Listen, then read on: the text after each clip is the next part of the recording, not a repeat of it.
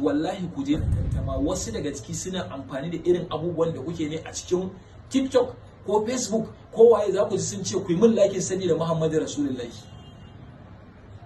Da yawa wasu wanda ba san muhimmancin annabin ba su suke faɗan hakan, to fa sani ba gata suke wa kansu ba, dan wasu zagi suke sa, dan wani bai san annabin ba, bai san kuma waye annabin ba.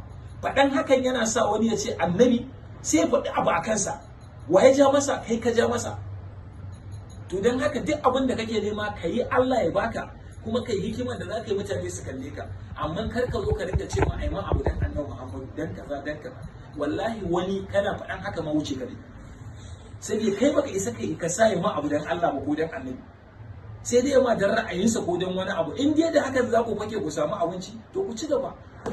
Amma ni ina ganin wasa da Allah da manzansa da sauran sahabbai da sauransu, wasu malamai namu su suke bada kofa.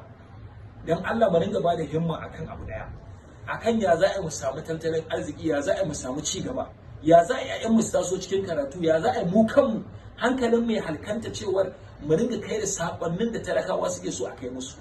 Ku ko wakilan Allah ne, malamai ba wakilan Allah ne, Allah ba ganin sa muke ba. Dan haka ku ne wakilansa, ku za ku faɗa mana mu gane akan abin da, to dan ne kullum wannan malamin yana zaune da wancan malamin ana muhawara, wannan malamin yana zaune da wancan, wancan yana sukan wancan addinin, mu ta ya za a yi shikenan kullun hankalin yana kan ku, nan kuma a cikin kunno mana wuta mu ba mu san ta ba.